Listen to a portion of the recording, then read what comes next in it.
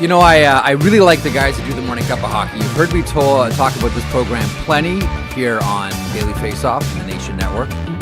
I think it's one of the best hockey shows going, and at times it is the best hockey show going. But to kick off the show today, before we bring aboard Brian Burke here, there's one thing that I want to take exception to, or just maybe tweak or change a little bit from this morning. Now, the guys had a good whack at a pinata that we're going to have a swing at too, and Daily Faceoff Live did as well. And that is what's happening with the Toronto Maple Leafs and what is next with the Toronto Maple Leafs. But they opened up the show this morning by talking about the Colorado Avalanche. And that was big dog versus little dog last night. That was the future versus the present. That was the Colorado Avalanche saying, I know what the Ducks are doing is cute, but we're the Colorado Avalanche. We are the fastest team in the NHL, and right now we're probably the best team in the National Hockey League. And the 4-1 score reflected that, and congratulations, Gabriel Landeskog finally scored a goal, and there wasn't an offside attached to it that brought it back. But this morning, the conversation to kick off the Morning Cup of Hockey was this, and we have a banner to prove it. Zach, let's fire it up if we have the screen cap ready. This morning, Johnny Lazarus and Colby Cohen talked about this. Does Cale Makar hurt McKinnon's case for the Hart Trophy? Now, what Nathan MacKinnon is doing is special. 32 points will do that at this point of the season. He has been exceptional. He is the best forward in the world right now. But for my money, that should be flipped. Fire that up one more time here, Zach. And this is the point that I would be making about these two players and the Hart Trophy. I would frame it like this. Does Nathan MacKinnon hurt Cale Makar's case for the Hart Trophy? Not does Makar hurt MacKinnon, is it the other way around? And of course, we're talking about splitting votes for two players on the same team, as we've seen before when it comes time to vote for the Hart Trophy. I may have a positional bias. I've talked about that before. You've heard me discuss that. I think the point that I want to stress on this one is I think what Cale Makar is doing is more impressive considering the position and all the responsibilities that come along with it, is more special than what we're seeing from Nathan MacKinnon. Again, not to take away from what MacKinnon is doing. It's outstanding. I just look at what Makar is doing and always remind myself that voters tend to have blind spots. And there's one huge blind spot that voters have when it comes to the Hart Trophy. Well, there's two, although last year it sort of got corrected with Connor Hellebuck. One is goaltenders, who generally do not get the Hart Trophy. And two, it's defensemen. As a matter of fact, off the top of your head, can you name the last defenseman to win the Hart Trophy in the NHL? Anybody? Anybody? Anybody? Chris Pronger in the year 2000 with the St. Louis Blues. Is Makar hurting MacKinnon's chance, or is MacKinnon hurting Makar's chance early on as we're already handing out awards? Let's see what's on the program today. The Blueprint is powered by FanDuel. Download the app today and play your game at FanDuel. We're going to talk plenty about what we saw last night between the Avalanche and the Ducks. We'll talk a lot about some of the goofier things that we saw around the NHL, including a mascot in Carolina during a fight. Brian Burke is standing by. We're going to get to Brian in a couple of seconds here. Nick Alberga from Leafs Morning Take. We'll talk to Brian and we'll talk to Nick about what is happening with the Toronto Maple Leafs coming off that performance last night against the Boston Bruins. It's only a matter of time before every Leafs game, Peter DeBoer's name trends on Twitter. We'll talk about the Caps and the Canes. We'll talk about the Sharks, specifically that Macklin Celebrity pass to Colin Graf last night. And again, we'll talk about the Avs and the Ducks, all to come here on the sheet today. Thanks so much for joining us. Thanks for watching. Thanks for listening. Thanks for chatting. Thanks for being involved. With that, we'll bring aboard Brian Burke, our Wednesday staple here, Civilian Wednesdays, we can call it. Brian Burke joins me on the sheet here. Brian, how are you today? Thanks so much for being aboard. Thanks for having me on, Jeff. So to kick off the program today, before we get to, and I want to get your thoughts on what's happening in Leafland and Craig Berube and Brad Treliving and Austin Matthews and Anthony Stolarz, etc. I am always astounded at blind spots for voting for trophies. And I mentioned before he came on that Chris Pronger was the last defenseman to win the Hart Trophy. the argument has always been, well, the defensemen have their own trophy in the Norris. But I look at what Cale Makar is doing early on this season, and I say to myself, not only is he the best defenseman in the league, he's the best player in the league right now. And we all know what Nathan MacKinnon is doing. I have a positional bias that I will admit, and that is with defenders. Pronger was the last in 2000. How do you see the conversation between what Makar is doing and what MacKinnon is doing right now, Berkey? Well, I think there's a positional bias as well. I have that. I think a defenseman is much more valuable than a forward generally. It's a much harder position to play, much different responsibilities, much harder to be exceptional. And I think right now I would say Cale Makar is in the lead. But I don't really care about that. It's way too early for one thing. And second, either one of them can win it. They're both great players. Who cares? Mm-hmm. Yeah, there is that element, but then again, I have to host a show every single day, and coming up with stuff in on a consistent basis. Who's better than who is generally a good go-to. And listen, we're seeing a changing of the guard right now. Like, I don't know what the points race is going to end up looking like by the end of the season, and it might just be MacKinnon, Kucherov, Draisaitl, like Connor McDavid, like we've come accustomed to, but. Again, it's early, but do you see this as the beginning of the changing of the guard with Macklin Celebrini and Connor Bedard and Leo Carlsson? Even in the loss last night, he scores again, finds the back of the net against the Avalanche. Are we seeing not the end of something here, but the beginning of a changing of the guard in the NHL? Well, I thought Carlson's goal was pretty simple. It was a great play by Jacob Trouba. I don't think he played a great game last night. I think he got outplayed. I think they showed their youth last night. And I think it's a changing of the guard for the young people. But I also think Colorado made a statement last night. Don't be fooled by these guys in orange. They're not ready for prime time yet. I think Joel Quenneville will get them ready for prime time, but they weren't ready last night. Yeah. So, I think it's a changing of the guard. This is a great thing in our league when young players take the spotlight away from older players. It's a great thing. And you look at Connor Bedard last year, looked like he was falling off a little bit. Not this year. The Macklin Celebrini is just a stud. So I think it's great for Leo Carlsson. He's wearing an A. He's 20. Yeah. He's wearing an A. So I think these are all great signs for our league and for our sport that the young players are taking over. He's wearing a letter kind of like another young Swede got a letter early in his career who scored last night and it wasn't called back on an offside challenge, and that's Gabriel Landeskog. You've made the point before, Berkey, that you could see Landeskog when the career is wrapped up working in management. You want to expand on that a little bit and your general thoughts on Gabriel Landeskog? Well, we interviewed Gabriel Landeskog. I've told the story before. We finished and he left, and Brad Living turned to me and said, "Why don't we just make him the GM? Just skip all the introductory steps, have him retire. He's ready." He's such a classy guy, so smart. I love this kid, so I'm so happy for him last night. Yeah.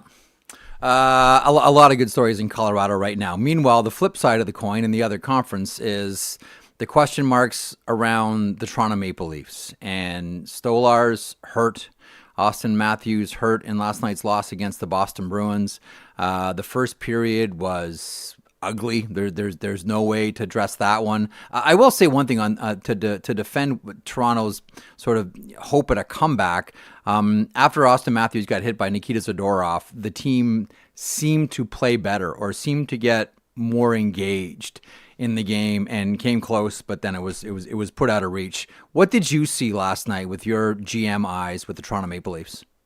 I think the comeback was nice, but it's too little, too late. You can't dig a hole and then brag to me about how hard you're shoveling the dirt back in the hole you dug. That doesn't work for me. I used to tell my players that. They say we came back. I'm like, don't dig a hole and brag about your perspiration when you're filling in the hole that you dug. Don't do that. Mm-hmm. Don't dig the hole in the first place. So I was concerned because I don't like when a player gets beat up. And I thought the hit last night was a questionable hit. It's certainly not anything more than a minor penalty, if that. Certainly not a suspension. But someone should have done something. And when Austin Matthews has to go back and run a 250-pound player to make his own point in his own defense, and then Max Domi has to fight him, I think that's insane. They got to take care of business, and they got people who can do it. It seems as if I don't know, and there's no way to sugarcoat this one. You know it because you've seen it and you felt it before. I'm not there. I'm not in the room. I'm not one of these players, and I always come shy of saying, "Oh, this team has quit on the coach," because I'm not there. But when you look at the Maple Leafs and you look at the coach, do you see an issue between the two? I see a lack of concentration, a lack of intensity that's troubling, but I don't blame the coach. I blame the players. It's very fashionable to say Brad Treliving or Craig Berube has got to go. That's ridiculous. They've got a good team. They were picked. Look at all the experts picked them to finish first or second in their division. Mm-hmm. So let's put the blame where it belongs. The players are not getting it done. You can blame the coach. I don't. I always blame the players first. They're not playing with enough intensity. They're getting outworked, which should never happen. Not the money they make. So then, if you're Brad Treliving, what can you do here? If you're Craig Berube, what can you do here? Like it is whatever the message is, whatever the composition of the team is, it's not working. And we're approaching that magical U.S. Thanksgiving date, which seems to be historically a cut line for the playoffs. Yeah, and I'm not quitting on the Leafs. I believe in the Leafs. I think they have the right team. I think they have good players. They have good leadership. They're just not. They started off. They look like they're happy to be in Toronto. That's what it looks like. They're happy to make good money. They wear beautiful uniforms. They have a nice building. Have a nice practice swing. They look very comfortable. They don't look intense or desperate at all. And a few losses. I think they have to sit out a couple of people, maybe send somebody down, make a point. But they've got to get this thing back on the rails and fast. I'm not looking at the coach or the GM. I'm looking at the players. And the players know themselves. They are not doing the job. You see the breakaways last night in the last 4 games? Oh, nonstop. And 2-on-1s. I mean, that's mental. Someone gets behind you, that's mental. That's not working hard enough. It's not paying attention. So again, like you've seen things like this happen before. Like the coach controls ice time, the manager controls who's on the team. You're getting to this point in the season where I know it's NHL 500, but this doesn't feel like it's a 500 team. As a matter of fact, like if you look at the overall standings, because of the extra point, there's only in a 32 team NHL, there's only 5 teams that are under 500, which makes no sense whatsoever. But this is the reality that we live in. How do you shake things up here? Well, first off, they got to get back to basic hockey. When you go into a losing streak, you simplify your game. You get pucks out, you get pucks in, you go to work. Team hasn't done that. They haven't simplified their game. They're still making mental errors. They're still making assignment errors. They're not working hard enough. So number one is get back to the basics. Number two is you might have to sit a couple guys out. You might have to send somebody down, make a point. But it's not working what's happening. And I don't blame the coach. This coach is a winner. And this team has won in the past. They haven't won the big ones, but they've been a competitive team. They've been in the playoffs. So the group didn't magically change. Now, they lost Mitch Marner, and now if Austin Matthews is out for any length of time and Stolarz is out, they're going to have to look at each other and say, how do we fill this void? I'm going to ask you a question here that comes off of last night's game, but has an old school question attached to it. There's a moment in that Boston-Toronto game where Steven Lorentz skates by Jeremy Swayman, and his helmet comes off right after Philip Myers takes a 94-mile-an-hour slap shot and hits his helmet. Like if it's like Berkey, if it's like a split-second difference, we have a horrible situation on our hands in that game. I look back, and whenever you go to Scotiabank Arena, they'll run videos, and one of the great videos that is run from the 60s is Johnny Bower stopping a puck with his face, and goaltenders were known to do this. You look at some of the pictures of Terry Sawchuk before he passed away in 71, and the deep scars that he had and other goalies always had.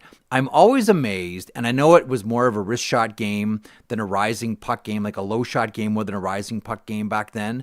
But I'm always amazed at looking back that there weren't more injuries to goaltenders who got hit in the head, hit in the face. I mean, you played during that era where it transitioned, right? From maskless goalies to everybody wearing a mask. I'm still stunned that back then more goaltenders weren't more severely injured than they were. I agree. It's amazing to me that they didn't all wear masks. It's amazing to me how primitive the early masks were. They weren't protective at all.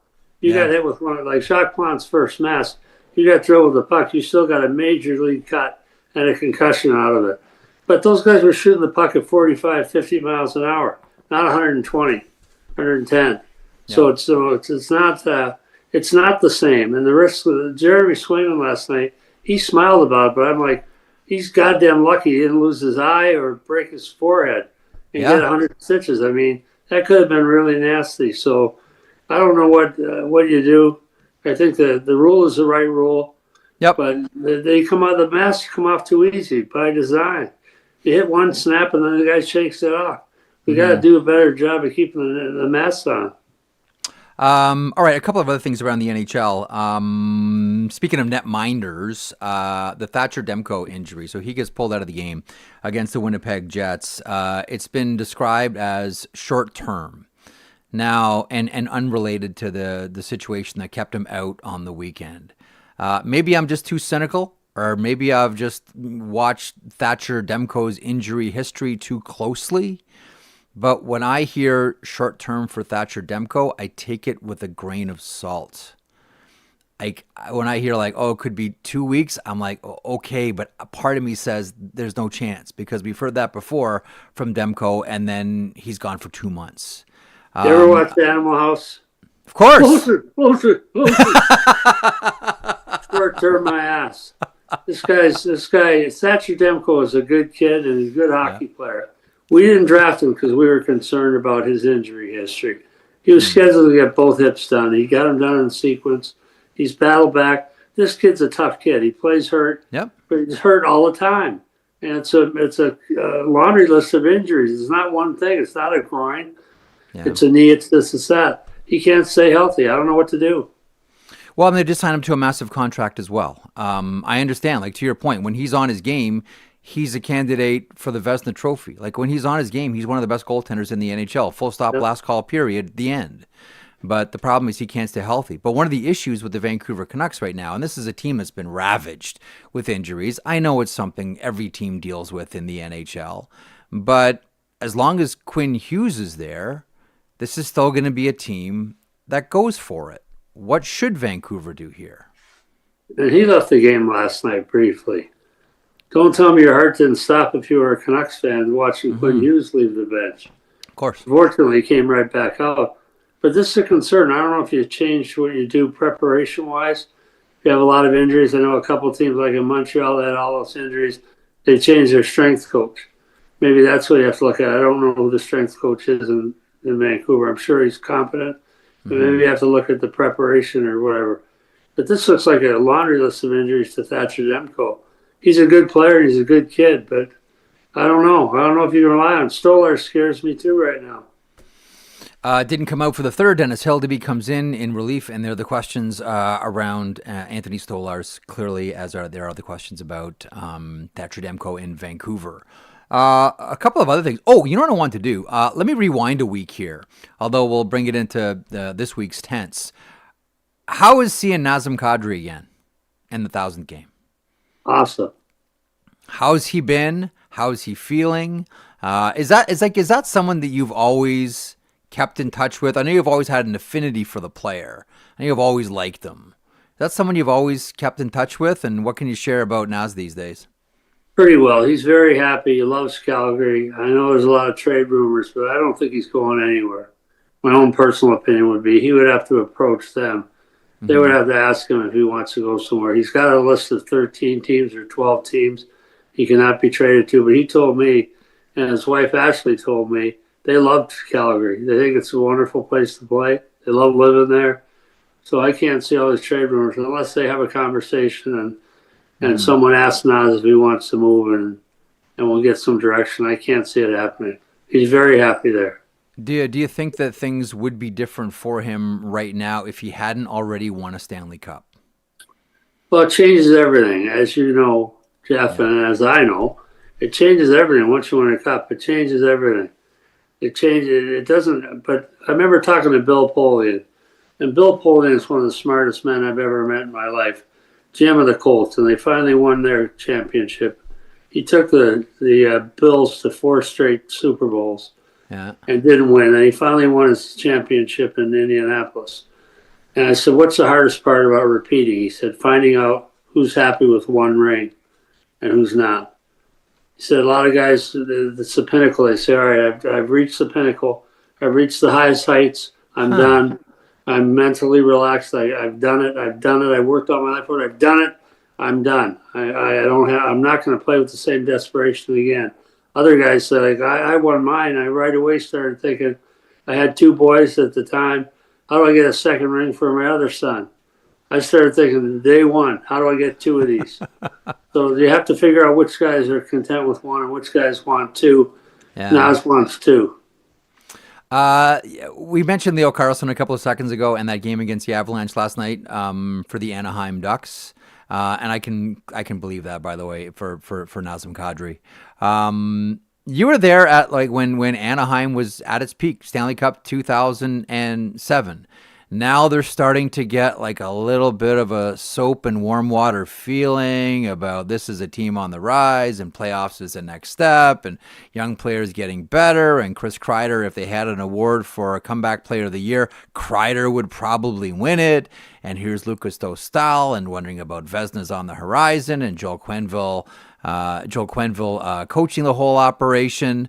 Give us a sense of what Anaheim, for those that don't know the market and maybe that don't know the ownership, what is Anaheim like when things are really, really good, Berkey? Because you were there when they're at its best. Yeah, so my first year there, we played in the conference final, and we lost to Edmonton. They went on to lose to Carolina. Next year, we won the cup. So the first 2 years there, we played in 7 playoff rounds, which is pretty hard to do. But it's a great market. They love hockey. They love the Ducks. They love winning.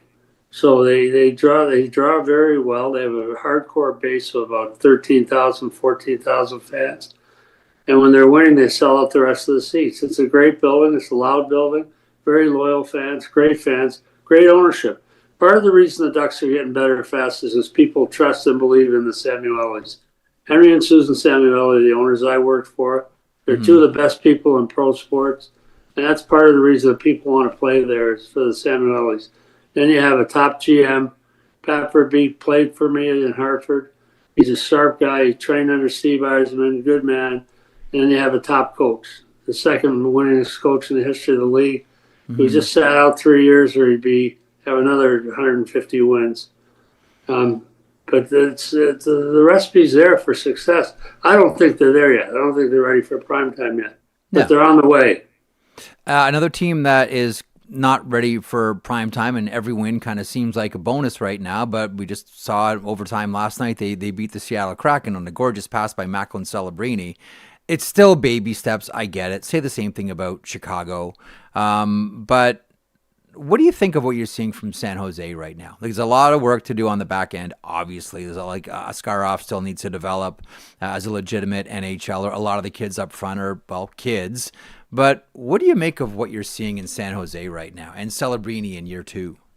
Well, I think you're seeing the same thing. Strong ownership, Hasselplatter or whatever his name is. Hasselplattner, yeah. Plattner. Sorry, Mr. Plattner. I know he's a good guy. I know he's a solid owner. You have a solid GM in Mike Greer. You have a really good young coach in Warsofsky. All the same components are there. A team that's ripe to get better, and they've been patient in their drafting. Look at Pat Verbeek, look at Mike Greer. They've been patient. And so it's starting to bear fruit. Now, again, they're not ready for prime time yet either, but they're a hell of a lot closer than they were a year and a half ago. Yeah, they are. One quick thought on defensemen here. And last night, the Washington Capitals beat the Carolina Hurricanes. Jacob Chychrun scores goal number 100. And I was kind of stunned at this stat. And now this is just for active players. So this doesn't include like Bobby Orr and Dennis Potvin, etc. This is for active players. So the fastest defenseman to hit 100 goals of active players, Berkey. Number 1 is Cale Makar, no surprise. Number 2 is Erik Karlsson. He got there in 447 games. Cale Makar got there in 362. In third, Zach Werenski at 515.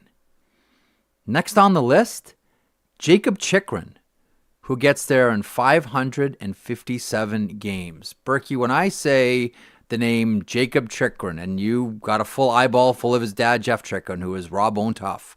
When I say Jakob Chychrun, what comes to your mind? Well, I love Jeff Chychrun, but the only way he ever scored 100 goals is if he counted warm-ups. And maybe practice, too. Maybe you have to count practice, too. Jakob Chychrun's a thoroughbred. He's had some injury troubles, but he's a legit top 4 defenseman, top 2 defenseman. He's a legit contributor. He can shoot the puck. He plays hard. He's smart. He's really a good player. Way better than his dad. His dad was tough. His dad was really tough. Yeah. I'm not making fun of Jeff. Jeff's a good man. But Jacob's been a star in our league. Yeah. I can still recall watching him play minor hockey when he went from I think was he playing Little Caesars or was it CompuWare, and then he went up to the GTHL as in his U16 year, so it would have been 15 years old, playing for the Junior Canadians, and he looked like he was 25. Like, he's always seemed to be a kid that's been like physically mature, like well beyond his years, and he gets to Sarnia, and we're like, if this kid were Russian, we'd be questioning the birth certificate. This kid looks like he's 25, 26 years old, Berkey. He looked like he was 25 when he was 18, but he also looked like he was 16 when he was 18. He's a very youthful-looking guy. Yeah. So physically looked like a much older player, but facially looked very young. Good kid. Great competitor. Always appreciate our time together. We'll talk to you in 7 days. Still love the Berkey poster over your left shoulder, by the way. Thanks, Jeff. Brian Burke here for Civilian Wednesdays each and every week here on the sheet. Always appreciate his contributions. That's a great line, hey, Zach. That's a great line about maybe Jeff Chychrun would get 100 goals if he counted warm-up. and practice. Yeah, that's also a good one. Tuck that one away. I played against Chychrun. He's my age, and when he was 12, he looked like he was 20. So you can also date it even further back. Well, okay, so did he play Little Caesars? Or did he play CompuWare? Because he would Caesars. fly. So I think he was CompuWare first. Okay, because the family would fly him from Florida to Michigan every weekend for games. That ain't cheap. That ain't cheap. I know there's a lot of programs. I know there's a lot of programs that are like that. I know how youth hockey works in the United States. I know there's a lot of travel teams that are like that, but nonetheless, that's they went all out for Jacob. And then I remember watching him play at JRC. Like, he was. Did you play against him when he was playing for Junior Canadians? No, not when he got to Toronto. I missed that. But when we were growing up, used to play in tournaments against him and Sean Day. And it was like, you go to these tournaments and you're like, where the hell did they find these fucking kids that are 6'8"? They bench press 20 of me, and like, they can skate around and do whatever they want. They've got unbelievable hands. What the hell are these players? Where did they come from? Chychrun, like when he was even like that young, when you're just starting to get, like, he was torn up like a bad report card. Like, right away, it's like muscle on muscle on muscle. I remember watching him in Sarnia. I'm like, what kind of farm animal are you? Like, we didn't even have a name for you, Chychrun. Yeah, just remarkable. Is that? Go ahead. I was just gonna say, at that same age, and like, I'm usually self-deprecating, but this is dead serious. Yeah, puts into context. I did not hit 5 feet until partway through my grade 9 year. I was 95 pounds, 4 foot, like 10 or whatever it was, going into grade 9, partway through. He was probably about like 170 plus pounds at that point and 6 foot. And we were playing in the same league. Contact. Like, what the hell was going on? Yeah. That's, he's remarkable. That stat surprised me last night when I saw it. During that Canes game, like the 4th fastest active D to hit 100 goals, Jakob Chychrun. I don't know that I would have got to that answer. I'd be like, oh, Adam Fox, Quinn Hughes, like someone else. Nope, Jakob Chychrun. It's a great one. speaking of numbers, 1,347 days between last night and Gabriel Landeskog's last NHL goal. Hang on a second. I want to show something really, really quick here before we get to Alberga. Do you have the the Nick Dowd bump on Freddie Anderson yesterday? Just as a sort of palate cleanser, before we talk to Nick about the Toronto Maple Leafs, let's try to get everybody in a good mood.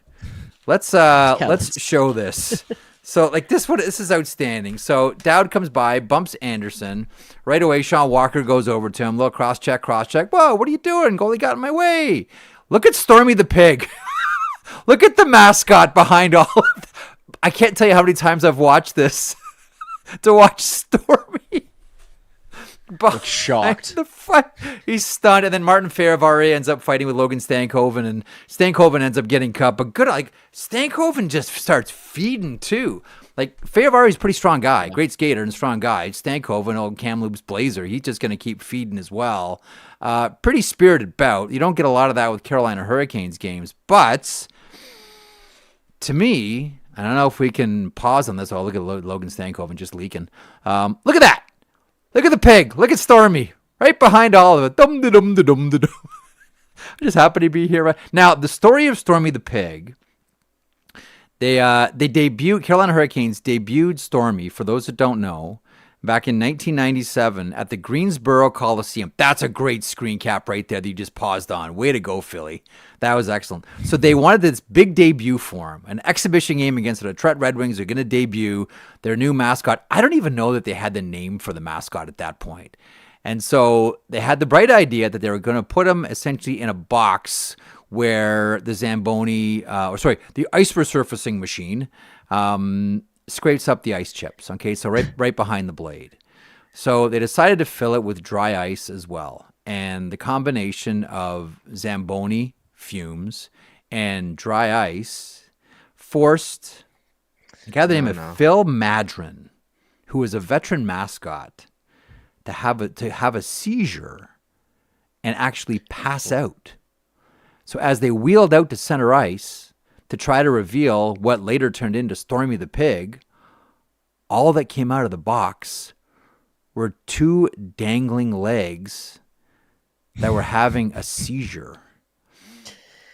And then they quickly went into damage control mode and said, oh, it turns out this is just a tease. No, they had to get the EMTs out right away to try to help this guy because Stormy had been trapped inside a box of Zamboni fumes and dry ice, which, as you can imagine, would evaporate the oxygen pretty quickly. Did he end up okay? He ended up okay. Okay, so we can laugh about it now because that's why the seizure part is pretty scary, but totally scary, of course. That's hilarious. Legs popping out of there and just dangling. Everyone's like, "Yeah, okay, what's going on? Why is the mascot? What is going not on alive here? That's what's going on." I drag apart dead mascot out of the Greensboro Coliseum. It's like Starrcade 84 with Flair and Dusty Rhodes. Yeah. There's a wrestling pull for you, Mid-Atlantic Championship wrestling fans. Let's get right to Nick Alberga, the host of the Leafs Morning Take. I'm sure we're keeping off bridges today. Is Nick Alberga, who joins me now on the sheet. First of all, great picture over your left shoulder. Great duster as well. You can't spell class without ass. Ladies and gentlemen, here without a net, the one and only Nick Alberga. And nice hey, blue bud. Mike sock, too. Don't think that's lost on me. Nice blue Mike sock. Nobody's brought it up.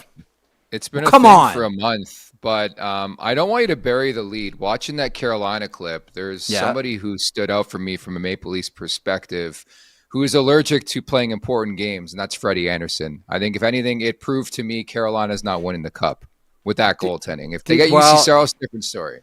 He's got the when he's playing, like when he's on. First of all, look at the flop too when he gets the snipers. It's every goalie. It's grassy every knoll. Goalie. But then look how quick he pops up. It's like right away with the quick sell job, and then it's like, yeah, no one's buying this. I'm gonna get up, right? This is like, the president's been shot in Dealey Plaza. First of all, how you doing, pal? You good? I know last night was. I'm good. All, you know who last night was good for? Philly. Last night was good for Zach Phillips because it was a big audience for Leafs After Dark. They raised a lot of money on the Super Chat as well. But outside of Philly, I can't think of, if you're a Maple Leafs fan or someone that covers the team, that you take anything really positive at all out of last night's loss. The score was kind to the actual game itself. I don't know. I'll surrender the floor to you, Nick. What did you make of last night?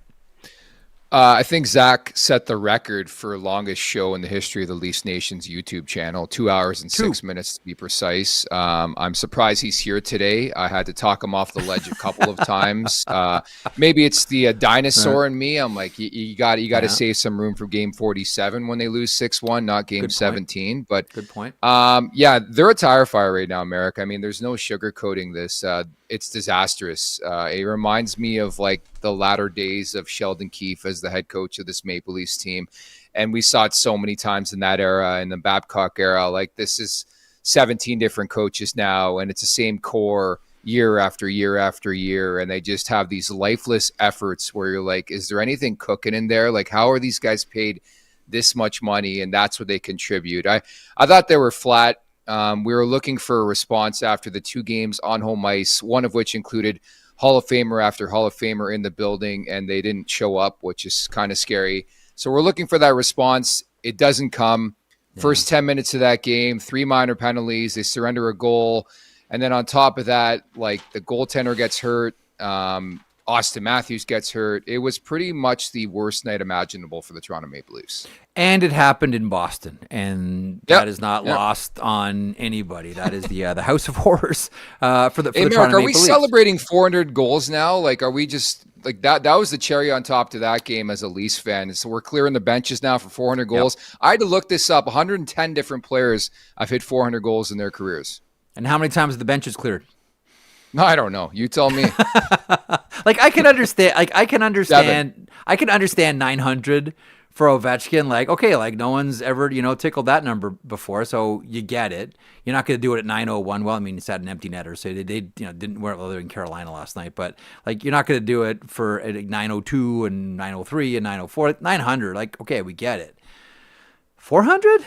And by the, just so everybody knows, like, you have to get special agreement from the NHL that allows you to do that. Like, the NHL has to sign off on, like, okay, yeah, when Pastrnak gets 400, you're allowed to empty the bench to do the celebration. That's not something that a team can freestyle. So that is, by the way, for everyone curious, that's fine. The NHL is fine with that. The NHL is cool with it. 400 it's a nice big number, but to me, like, once upon a time in the dead puck era of the NHL, you could make the argument that 400 was like a Hall of Fame barrier.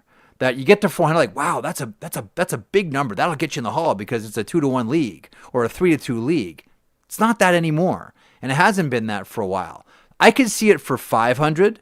I can see it for 900, obviously, but I don't know. Maybe you and I are just nitpicking, but I don't know. 400 feels weird. I'm old school like you. I'm a dinosaur at 36, and I thought it was a perfect opportunity for somebody on the Maple Leafs to jump in there and start the melee of the century. But the lasting image for me is Dennis Hildeby just sitting back in the net. Nothing to see here. It's not Pastrnak for the 1 billionth time against the Maple Leafs in TD Garden, whatever. Go celebrate. It's a 4-1 hockey game. Let's do this thing. So I wasn't shocked at the reaction, but something tells me the Leafs had to know that was coming, right? Well, yeah. And listen, I was having a conversation with, let's just get right to the Craig Berube part of the conversation here. Yeah. I was having a conversation with someone this morning who brought up an interesting point, I thought. And you can remember when Craig Berube was hired, there was one of the, pretty much to a person, Maple Leafs fans all celebrated this move. And not just because I don't think it's just because he has a Stanley Cup background winning in 2019 with the St. Louis Blues. But this person who's a really close observer says the reason they loved Berube is because this is a fan base that wanted to scream at their team And what does Craig Berube do? He screams at teams. He said, don't discount that. That was part of the initial charm, is that someone was going to come in and yell at these guys, and Leafs fans could live vicariously through Craig Berube because they knew when the door closed, he was screaming at them like they want to scream at them. Do you believe that? I do. I think I remember back when they signed Craig Berube, accountability was a big word. But I think if there's one thing I took from the demented legacy of Mike Babcock, the guy was right. I mean, you look at the body of work from the beginning to now, is like, has anything changed? I mean, the one constant has been the core, and they're just, in general, there's just no reaction to the tongue lashing. And that's why I even wondered, I know it's 2025 and how emotional people are and how different an era it is. Like when Anthony Stolarz called out the team, I was in the scrum and I'm like, oh shit, I love this. This is the goaltender. This is very Ron Hextall. But the thing that concerned me is like, whose feelings are we hurting? And clearly some feelings have been hurt. On top of that, they're not getting saves from the guy who called out the team. So yeah, it's a disaster. I mean, getting back to your question about Craig Berube, there is only so much a coach can do. I'm a strong believer in that. I think, unfortunately, they take the sword more times than not. And I think if this continues, Berube's going to take it for the team. I think this is firmly on the players. This is not a Brad Treliving thing. This is not a Derek Lalonde thing. We're now blaming assistant coaches in Toronto, by the way. That's a new wave this week. It's not on Van Ryn, Savard. This is firmly on the players. They look genuinely disinterested in playing hockey. Yeah. Again, a sport they get a lot of money to play. And unfortunately, we all know, even us in the media watching the Maple Leafs on a daily basis, how they want to play under Craig Berube, what he's instilling in terms of messaging. They're not executing. And unfortunately, and you could probably agree with this, they're making mistakes that a 7-year-old in Timbit hockey would make. And that's the concerning part about me. And the only thing I would add too, I was alarmed hearing John Tavares talk about immaturity. Last time I checked, there's veteran after veteran after veteran on this Maple Leafs roster. They just look, and we saw this on opening night. Now, the Maple Leafs won on opening night against the Montreal Canadiens, a game that they should not have won. Montreal was the better team everywhere outside of the scoreboard that night. But I'm still stunned at how quickly this team got slow. From last year to this year, they got slow. And part of me wonders, I know that this is a copycat league, and whatever is successful, I'll go back to the first year after the lockout, the Carolina Hurricanes won the Stanley Cup, and it became all about foot speed. Foot speed, foot speed, foot speed, foot speed, foot speed. The next year, the Anaheim Ducks win the Stanley Cup, and it all becomes nuclear missiles, nuclear missiles, nuclear missiles, gotta be tough, Berkey hockey. And every year when someone wins the Stanley Cup, everybody tries to ape that. And listen, the Maple Leafs, as you all know, were right there with the Florida Panthers and couldn't get the ball over the goal line. And it seems as if move after move in the offseason from Brad Treliving, it seemed like the Maple Leafs, instead of leaning into what their strength was, they went through a process of trying to out-Panther the Panthers. Try to bring in players that can play Florida's style of game. There's a couple of other teams around the NHL that can play the Florida Panthers game. The other one is in the same state as them. And that's it. You can't out-Panther the Panthers. I wonder if, ultimately, no matter where this season ends, if it ends with the Maple Leafs outside of the playoffs or flaming out in the first round as well, I wonder how much we look back at the summer and say, why did they try to out-Panther the Panthers instead of leaning into their strengths? Yeah, I understand where you're coming from. I think, to counter that, the goaltending was much different last year. And then you start to wonder and get a bigger realization, did it mask what the team actually was? They got all-star level net mining last year, specifically from Anthony Stolarz, where we had legitimate conversations about a Vezina trophy, to now he's providing Coast League goaltending. There is such a vast difference in goaltending, and I think that adds so much flavor to a team when you're getting saves. I think on top of that, to your point about playing, with speed, a lot of that is about passing the puck and moving the puck. It's not just about foot speed. And I think what the Leafs are not doing very well right now is moving out of their own zone, playing as a cohesive unit. getting in positions, routes to get that puck back and to play more direct. Like, again, we all know how Craig Berube wants his team to play, but I think it's the little things like not being able to connect on a 3-foot pass, or not being able to get a puck in deep, or trying to be too pretty and do a toe drag at your D zone blue line. Like, all that is contributing to the mistakes, because I just don't understand how you can go from a D-core that was widely regarded as one of the best period last year to this type of D-core where it's turnover after turnover after turnover, and it looks like a grenade on their stick. Like, there's got to be a healthy medium, I think. So let me swing back to the coaching conversation right now. And I'm with you. Like, this one's on the players. But this is a team where, and I think I've mentioned this to you before, we've had this conversation. You know, as one person told me at the beginning of the season, it's always better for a team to have one or maybe two key players on expiring contracts. The motivation, you know, playing for a contract next year, like, history just shows it's better. I know it can be awkward for fans. Oh, we're going to lose this player. But if you're looking for performance, there is nothing like a player in a walkaway year. There is nothing like that whatsoever. And we talk about, timing is everything. So these guys aren't going to hang for it. If there's going to be something that shocks the room, it might just be a coaching change here. Craig Berube won the Stanley Cup in 2019. There's only been 3 coaches in the history of the NHL, Tommy Gorman, Dick Irvin Sr., and Scotty Bowman, that have won the Stanley Cup as a coach with 2 different teams. Scotty won it with 3. History says you can't do it with someone who's already won the Stanley Cup. Someone who's been close a number of times, who is currently, although still under contract with the Dallas Stars, but very much out there, was just in Kitchener, being elevated to the level of legacy by the Kitchener Rangers, is Peter DeBoer. How close are we seeing Peter DeBoer's name trend on social media when the Maple Leafs go down a puck or maybe 2? Oh, you didn't know? Zach fired Craig Berube last night on After Dark. So Pete DeBoer's already the head coach of the Toronto Maple Leafs. Like, the names you're going to hear, DeBoer, Peter Laviolette. I think it'd be hilarious to see John Tortorella in Toronto. It would last about 16 games, but I think it would be funny.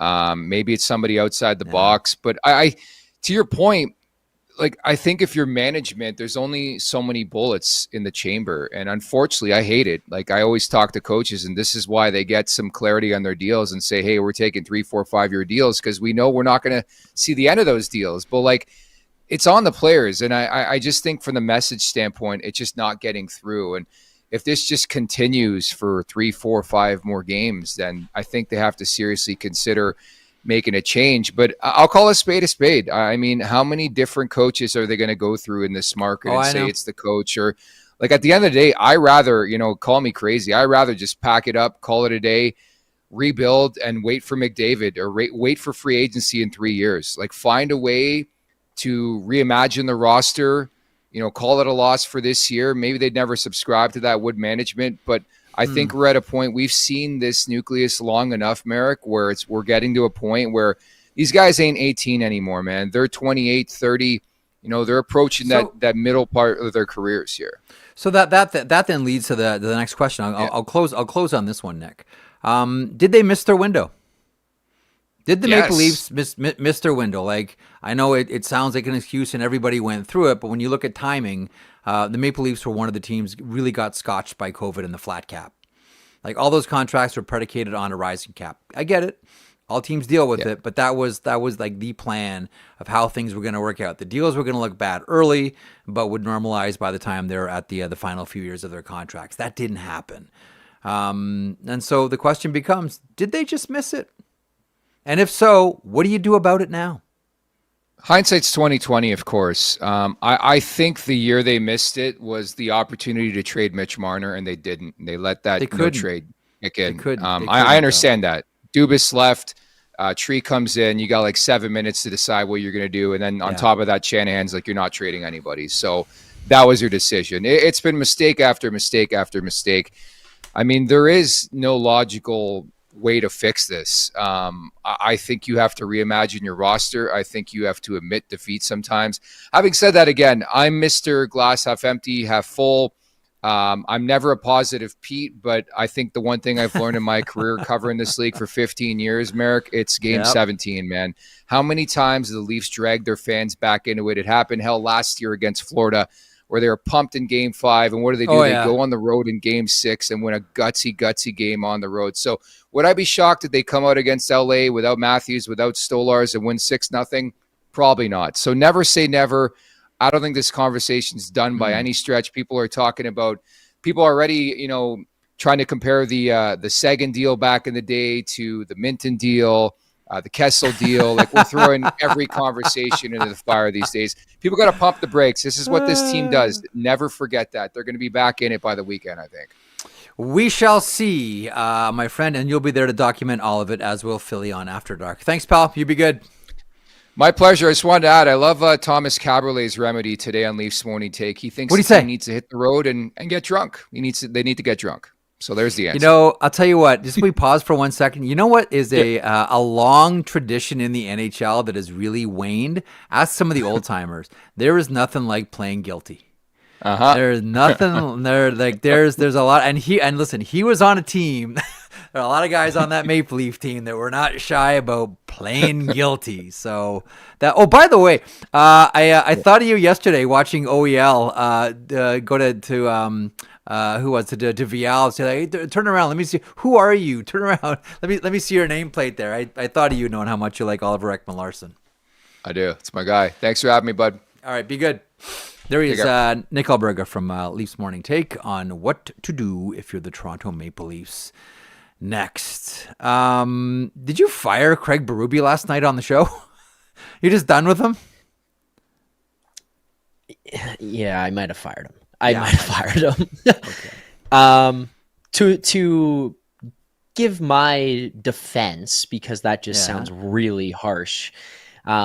I am young and figuring out handling. Okay, I'm a fan. I'm trying to be media and like make sure that this is sane and not just blowing a gasket every night and balancing that. But last night, to what Nick's saying, like, this is not me saying fire Craig Berube because he sucks. I hate this guy. Get him out of here. This is fire Craig Berube because you have nothing else you can do. Like, you got players who are all locked up on no moves and big deals and old guys and slow guys and guys who don't look very good. And now what? Like, you're not going in there and being like, William Nylander, you're being traded today. It's not the decision today. Maybe it's a decision at the deadline or in the summer or whatever. Like, who knows? Yeah. But you just can't. And again, people are pointing like Morgan Rielly. They got no move trades, no move clauses, Jeff. Like, you can't just go in there and be like, guess what? You're moving, because they've got things to block that stuff. Yeah. So I think for me, it's just, I declared last night, like, Craig Berube, I think, has to go here now, fairly or unfairly, because the team is not responding. And my just kind of final evaluation, as we can move on with the show and stop with Leafs talk, is just, I don't think this is a very good team. But I believe that this team, just with the guys they have, is good enough to make the playoffs. Not good enough to do damage. I just think that they're good enough to make the playoffs. Now, there's work to be done. You did lose Mitch Marner and didn't add anything to replace him. Mm-hmm. I think it's unfairly put on Brad Treliving that he got Dakota Joshua, Nick Michelli to replace Mitch Marner. I don't think that was ever the goal. I think they still set out to add more pieces and just didn't. We know he tried to get Peterka, whatever the hell else was out there. But point being, you got a lot of work to do there to make it a real contender, but there is a team who's probably just good enough maybe to make the playoffs, who's playing like they want the season to end today. That's got to change for you to make any other decision. And for me, the way I justified it is, if you bring someone else in here to take over at the helm and they can't do it, then that's when you can make the final decision of like, this ain't it. These guys ain't it. Because while you still have Matthews and Marner before they're 30 years old, there's still, like, we talk about the window closing. Matthews and Nylander. this much light coming through. Like, Jeff, I have to squint to see how much there is, but there's that much light coming through the window. And for that reason alone, I don't think you slam it shut, but you're thinking about it. Your hand is on the sill, getting ready to push it down and say, time to go to bed. Close the blinds, close the windows. It's over, but there's that much coming through. So you just wait a tiny bit more. Eventually, the lights come on, and the bartender says, time, everybody. Time. Mm-hmm. All right, Hungry for Hockey History. Let's try to lighten it up with something here. Hungry for Hockey History is a presentation of Uber Eats. Uber Eats is enabling fans to maximize their fandom all season long with exclusive game day deals on the app. From game day eats to paper plates and napkins if you're hosting, to all the ingredients you need to make your favorite game day dip. Before, during, and after the game, Uber Eats is assisting every fan's hockey experience all season long. Got some good ones today. Got some big names here. You know, earlier on, Berkey referenced Jacques Plante and the mask. It was at the hands, or should I say stick of, Andy Bathgate that led to him wearing a mask with that high shot. Andy admitted later on that he fired it deliberately, but nonetheless, I do believe we have Andy Bathgate as part of Hungry for History today. Correct. 1961, Andy Bathgate became the second player in Rangers franchise history to score 200 goals, doing so in a 4-1 win over Chicago. 1967, Norm Ullman scored the 300th goal of his career in the Detroit Red Wings 3-1 win against Montreal. And finally, 1978, Billy Smith earned the 100th victory of his NHL career as the New York Islanders beat the Rangers 5-3. I remember playing in a charity game with Norm Ullman. And I was on a line with, I remember because it was with Ron Ellis and Norm Ullman. And I was talking to Ron before this. This was in Whitby. Actually, I think it might have been at Iroquois, which a rink that you would know quite well, Philly. And won a championship there. You did, eh? Pause on that. We'll get back to it. And you go back to your Waxer's glory days. Lacrosse. Oh, okay, lacrosse. Okay. That counts too. That's lacrosse country too. Like Whitby, Brooklyn, like that's lacrosse country. I remember Ron Ellis saying, like, you're going to play with me and Normie. I'm like, dude, that's the Paul Henderson spot. Like, I am not Paul Henderson. He goes, oh, no, for one night, you're going to be Paul Henderson. I was not Paul Henderson. I assure you. And Norm Ullman, who at that time might have been like 70, was just like feeding backhand sauce passes like nothing. Barely like looked like he was working hard, but like was just so good. And then got back in the dressing room in between periods during the flood and probably had 6 cigarettes. Just like one after the other. It's like one after the other. I'm like, these are my heroes. Look at this. And then Normie just couldn't wait to get off the ice. Anyway, I wanted to mention Billy Smith a couple of seconds ago, and a piece of video that you should probably watch, and a little fact that Kelly Rudy told me about Billy Smith when he was a rookie with the New York Islanders. So this goes back some ways. These are the days when goaltenders would actually fight players. There's Lindy Ruff, now coach of the Buffalo Sabres, in front of the net, battling with Billy Smith, and catches the butt end of his stick in his eye, to which Lindy Ruff says, screw this, and they go for it. Hey, Dowd, you want to do something to Freddie Anderson or not? That's what you do. You want to go with a goaltender? Lindy Ruff will show you. I like how he takes off the helmet too. That's a really nice touch. But Billy would fight players. Like there is a long history of goaltenders actually fighting players. Billy Smith might have been one of the best. I think Ray Emery was probably the best at it. He fought Josh Gratton in the American Hockey League and won. That is a piece of video y'all got to search out on YouTube. Watching Ray Emery fighting Josh Gratton was a thing of beauty. But the other thing that Kelly told me, every goaltender has a different way to relax before games. Some just like work on their mental focus, bouncing a ball, meditation, whatever it takes for a goaltender. And what Billy Smith used to do you know who Louis L'Amour was? No. Louis L'Amour was America's great Western fiction novelist. And before games, Billy Smith, and there are some beautiful, I got a list of here, The Last Breed, The Walking Drum, Sackett's Land, To the Far Blue Mountains. Billy Smith loved reading Western fiction. and that's what he would do before games to relax him. I don't know why I find that so fascinating. A goaltender reading about, Cowboys out on the range to get him ready to face off against the New York Rangers, but that's what Billy Smith did.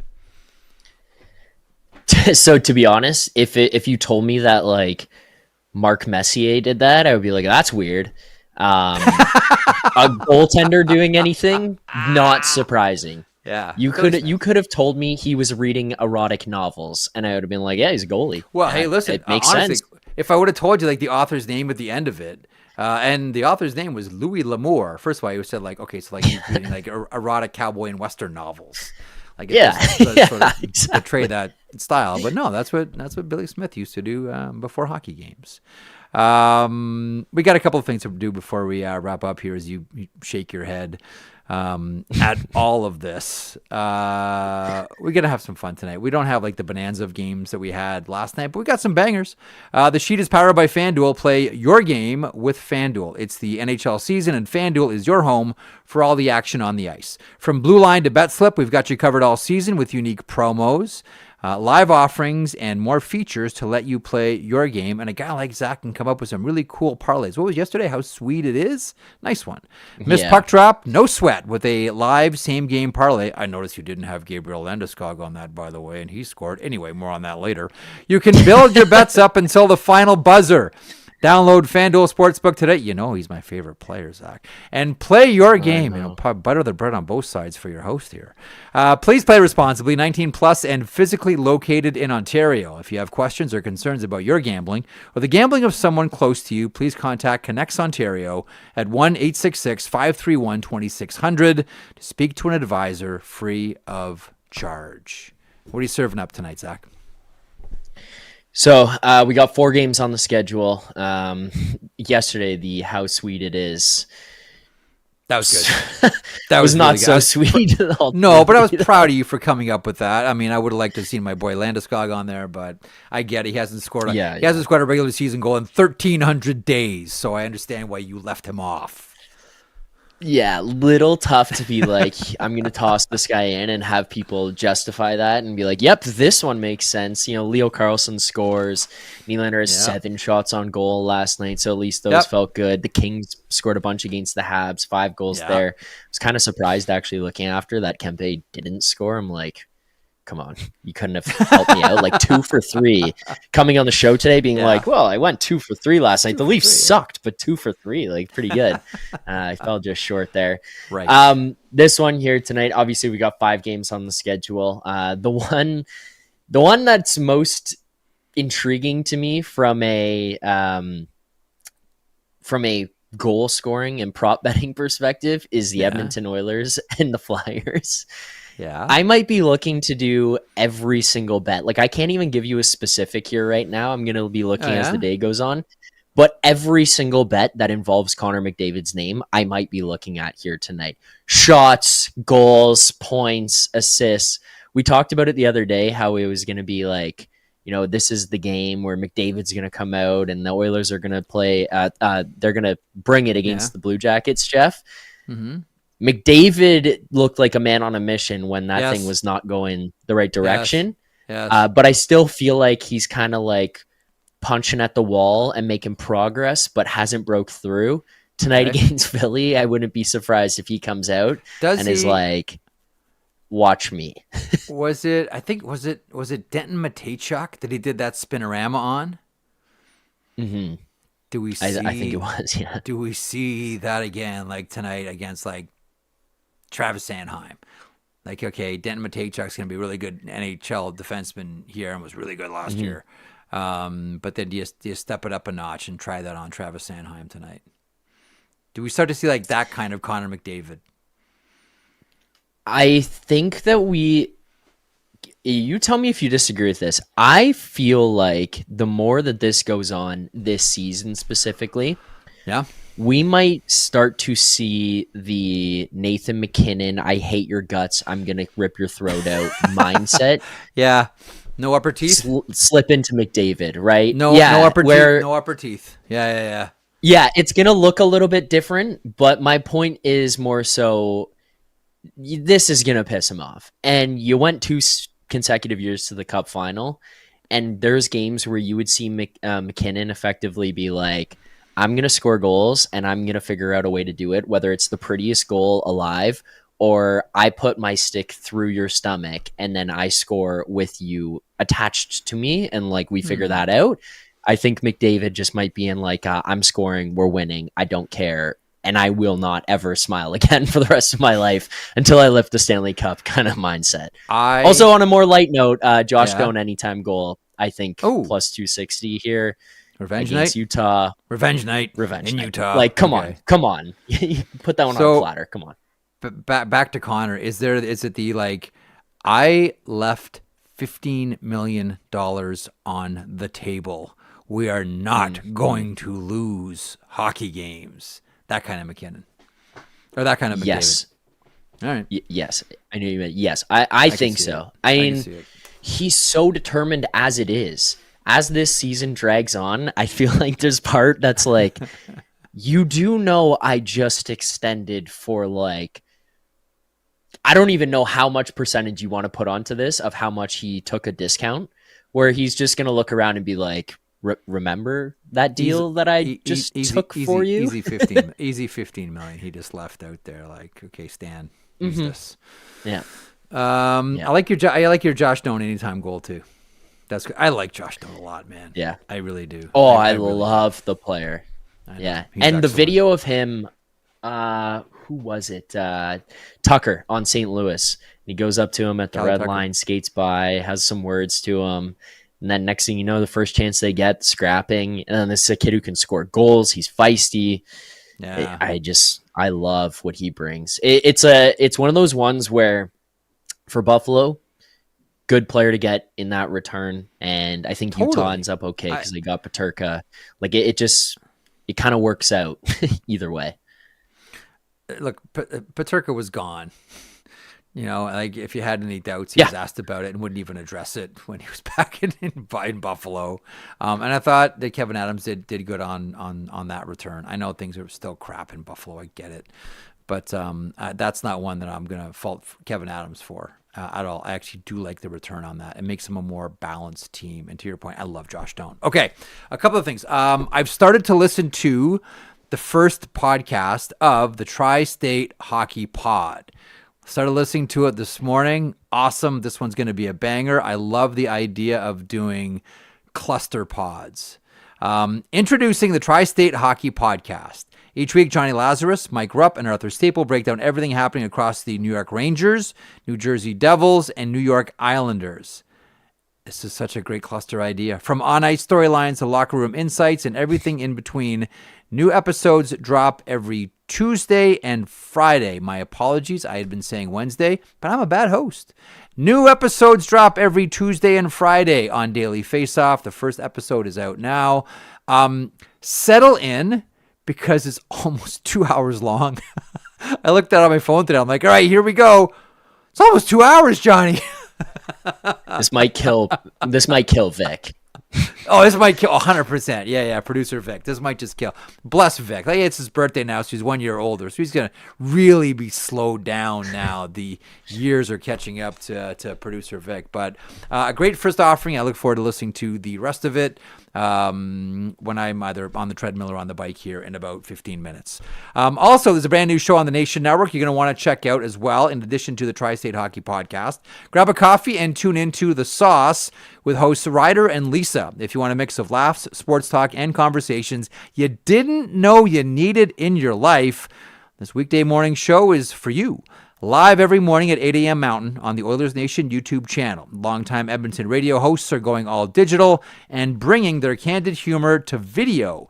Be sure to subscribe to the Oilers Nation YouTube channel and stream their show on your go-to podcast platform. All right. Hey, quickly here. Yeah, I'm not letting you take that fall on the knife for the dates. We're a team here. Yeah. We share the blame. This is not a host issue. Okay. I put it on the copy. I'm taking accountability, unlike some other people here in this city that we know have not taken accountability for 9 years. I'm taking accountability. It starts with me. I put it on the paper. I was wrong. I'm going to go full Dobish and just start sobbing too about my bad reads the last couple of days. Yeah. Nick thinks it's unsustainable for me to lose my mind at game 17. Dobish, it's going to be okay, man. Not every loss has to won like that. 10 games to keep these guys hot to start the season. You had like a bad period, dude. You're okay. It's going to be okay. You're good. You're fine. Down, man. It's only breathe, everybody, breathe. But yeah, Craig Berube did get fired by me last night. Yeah. What's the old Ilya Bryzgalov? It's just hockey. It's just sports. It's just hockey. It's only game. Why you have to be mad? Game. Why you have to be mad? It's only game. A game where you got $60 million. Game where you got $60 million out of Ed Snyder. That's the real game. Atta boy, Briz. That's a real fun game. That is a real Wish that was the game I was playing. You and me both, brother. That long, quiet cash, not the noisily, jangly stuff in our pockets as we walk up and down the sidewalk. All right. On that, we'll thank you for watching. We'll thank you for listening. We'll thank you for interacting and subscribing here on Daily Faceoff. We appreciate all of it. We are back tomorrow, but not before I remind you again. Like, honestly, the cluster pod is fantastic. Tri-State Hockey, Johnny Lazarus, Mike Rupp, and Arthur Staple, produced by producer Vic, who's 1 year older now. So let's be a little more gentle around Vic. It's excellent. I'm going to finish it off here in a couple of minutes. It's a great offering, and I already look forward to Friday's drop. So again, that is Tuesday and that is Friday for the Tri-State Hockey Podcast. We're back tomorrow, 1 o'clock Eastern. Greg Wyshynski is aboard. And I'm not sure whether I can start promoting that special guest that we're working on, but Officer Phillips will let me know if we can. And working on it. We're working on it still? Okay, very good. We're working on something big. And if it happens, remember we had this conversation. And if it doesn't, just ignore it and say, well, it was the end of the podcast. I can't remember what Merrick rambled about. Morning Cup of Hockey tomorrow, 9 a.m. Eastern, DFO Live with Tyler Yaremchuk and Carter Hutton at 12 o'clock Eastern. And then our little monkey act here at 1 ET. Dismissed. Tip your Zamboni driver. We'll talk to you in 23 hours. Jeff Merrick along with you. Hope you enjoyed the program today. If you did, or maybe even if you didn't, they can't all be gems, folks. Please hit the subscribe button. Also a reminder, every morning, 9 a.m. Eastern, Johnny Lazarus, Colby Cohen, I call them the Impact Players. You might know them as a tandem that makes up the Morning Cup of Hockey. Also DFO Live at noon Eastern. This year, your host Tyler Yaremchuk alongside Carter Hutton. Full day's worth of programming right here on Daily Faceoff, your favorite YouTube hockey channel. And as a reminder as well, Zach Phillips, our producer here for the sheet, said if you subscribe